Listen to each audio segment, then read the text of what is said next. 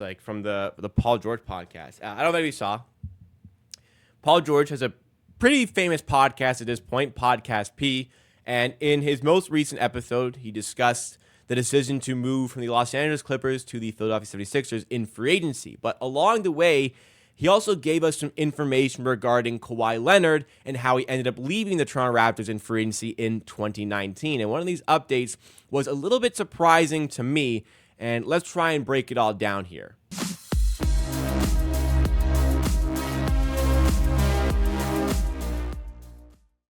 We are back at it again on Amateur Hour Clips, where we continue to provide you with Toronto Raptors news coverage and analysis. But over on this channel, we take the best highlights and segments from the main channel, Amateur Hour Sports, where we do live streams covering the Raptors even further and put them on this channel to make it a whole lot easier for you to consume the content.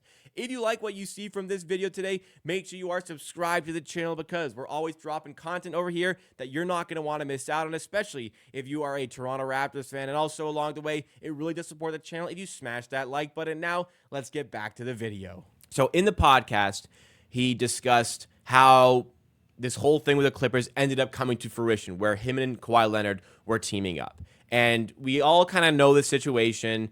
Kawhi was linked to the Lakers, but he was more so linked to the Raptors, and even more so linked to the Clippers. And we knew that Kawhi wanted to team up with Paul George. So if the Raptors had traded for Paul George, then Kawhi Leonard would have stayed in Toronto, and Paul George and him would have teamed up here. But the way Paul George made it sound in his podcast was very interesting and slightly aggravating to somebody like myself here. So what ended up happening, what Paul George ended up saying, and he does this a lot with his podcast, sometimes he doesn't use the right words to describe a situation and makes it sound a lot worse, not understanding how triggered NBA fan bases can get. It happened when he had his co-host talking about Paul George leaving the Clippers, where he said the Clippers weren't offering the money he deserved. And it happened in this situation here. So Paul George said that when the Raptors won the 2019 championship, he texted Kawhi Leonard to congratulate him. And the words Paul George used, said right after the championship, he said he texted Kawhi Leonard to congratulate him. And Kawhi Leonard called him back and basically asked him what he was doing next season. And they ended up talking and trying to figure out over the next few weeks, or the next couple of weeks, how to team up and where they were going to do that. But the way Paul George framed it, he said right after. So when I heard that, when I hear right after the championship, I'm hearing the night they win the championship, the night the Raptors beat the Golden State Warriors 114-110 in Game 6 of the 2019 NBA Finals, win the championship. I'm thinking that night, he's on the phone with Kawhi Leonard. Kawhi Leonard is already plotting his move away from the Toronto Raptors, which would have been just heinous to do that night. I think that Paul George may have meant right after, as in the next few days. But the way he said it was like, no way they actually discussed this right as it happened. But what really started to make headlines from this podcast is that Paul George was discussing how close the trade was to happening. And he said he almost got traded to the Toronto Raptors. But I don't really think that was the case. The Raptors were pretty adamant throughout the process that they were just pawns in this whole thing, and that the Clippers, Kawhi Leonard was using the Raptors as leverage, or not Kawhi, but Paul George and Kawhi Leonard in unison were using the Raptors as leverage to get the deal to go through with the Clippers and to get the big deal to go through. It just seemed like they were playing off of the Raptors to make this deal happen. In the end, Paul George went to the Clippers, and it cost the Clippers 5 first-round picks, 2 pick swaps, Danilo Gallinari, and Shai Gilgeous-Alexander. Now, if we go back to 2019, look, it's not like the Raptors have had a lot of success in this time, but this was ridiculous. And I'm very happy to this day the Raptors did not go through with this trade. The starting price for Paul George in this trade was Fred VanVleet, Pascal Siakam, and 4 first-round picks. I think we're going to see over the next few years how crippling this trade was to the Los Angeles Clippers. And we would have seen that with the Raptors. The Raptors were coming off of a freaking NBA championship. Okay? You just reached the pinnacle of your sport. you don't need to be going out of your way making these monster trades in order to build a championship team. You have that championship team already in place. And even after Kawhi Leonard left, just basically the same team minus Kawhi Leonard, that team was probably good enough to win the championship as well. They had more regular season success after Kawhi Leonard left. Obviously, regular season is different from playoffs, but I seriously think without the lockdown that year, without Siakam not playing basketball for 3 months, that team had a real shot to go back-to-back still. I think they end up losing to the Lakers regardless in the finals, but they had a real shot to go back-to-back. They didn't need to go fishing for this big trade to happen. Kawhi Leonard, it seemed like the entire time, wanted to go to the Clippers. The Raptors expressed that they had felt this way. They felt like they were being used in this situation as leverage to get both of them on the Clippers, which ended up happening. Now, as I said earlier, it's not like the Raptors had a ton of success in the 5 years that Paul George was with the Los Angeles Clippers, right? I think to myself, thankfully we didn't do this trade. It would have set us back even further than where the Raptors are right now.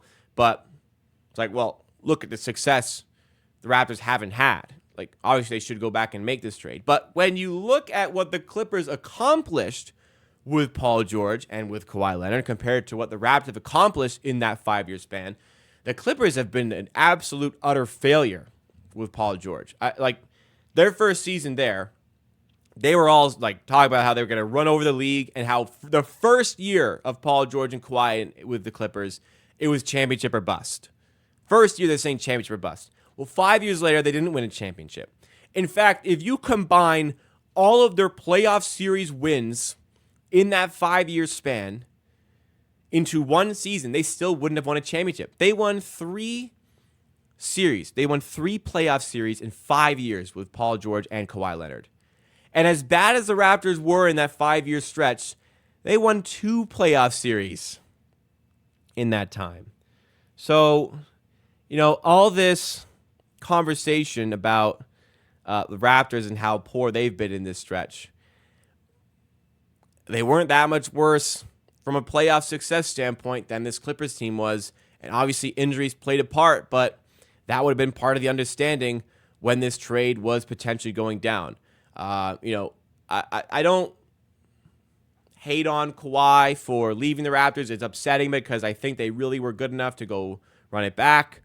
It's a damn shame how it all transpired. But at the end of the day, Kawhi Leonard got traded to Toronto, a destination he probably really didn't want to be at, a team he didn't really want to play for, yet still, in the final year of his contract, gave everything for the team, gave everything for the city, and was the fundamental piece and the catalyst of the 2019 NBA Championship Raptors.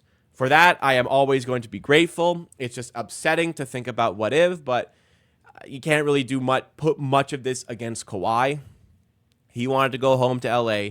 He gave everything for the city when he didn't have to, of course. And we got a championship out of it. But as far as this trade is concerned, it's a bit upsetting that it seemed like Kawhi was always intent on leaving, but that's the kind of reality that you have to accept.